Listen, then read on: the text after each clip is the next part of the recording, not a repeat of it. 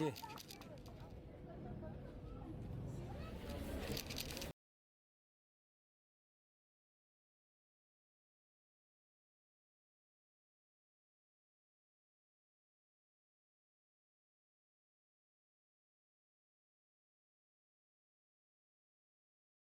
Quand on dit que bilexer, c'est rendre plus agréable que son état naturel.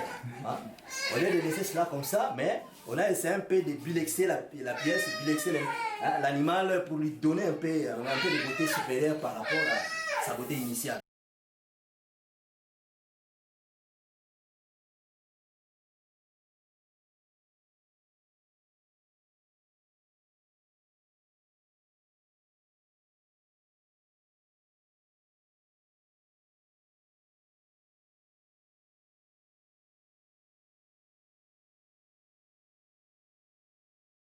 Bilex, c'est un personnage que nous avons rencontré quand nous faisions un numéro sur ce qui s'appelait à l'époque le Zaïre, qui s'appelle maintenant le Congo, la RDC, République démocratique du Congo, et à Kinshasa. Donc nous allions, et donc une fois j'ai vu une œuvre de lui, qui était en réalité sa première œuvre, que nous avons d'ailleurs ici dans l'exposition, qui s'appelle La Maternité, qui devait être une statue gigantesque dans le paysage.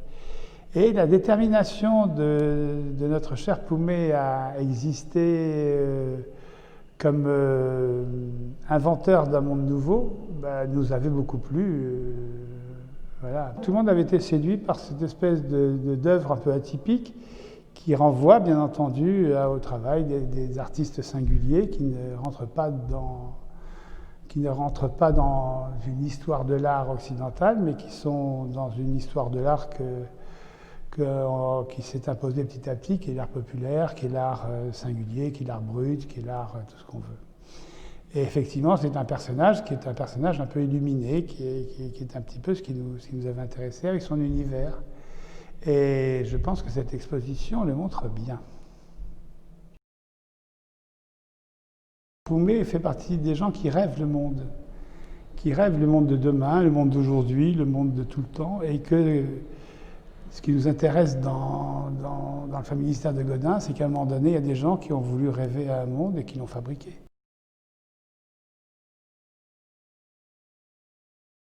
Ça nous semblait important d'avoir une espèce de contrepoint, non pas de ce qu'il faisait, mais en tous les cas de la réalité dans laquelle il vivait, mais avoir quelqu'un qui soit capable d'interpréter justement cette réalité à sa façon, qui à nouveau la rend magique, mais qui soit une autre génération, une autre façon de voir les choses. J'avais vraiment cette carte blanche de produire suivant ma sensibilité. Et il y a aussi ces réels problèmes sur place, c'est-à-dire la question de la photographie, comment photographier à Kinshasa, où tu as vraiment cette réticence de la part de gens vis-à-vis de l'appareil photo. Et c'était intéressant de recourir à ces découpages, à ces personnages. Du coup, à la fois c'était créatif, à la fois ça me protégeait aussi. Du coup, j'étais quasiment invisible pendant ce talent, donc je pouvais expérimenter comme je voulais.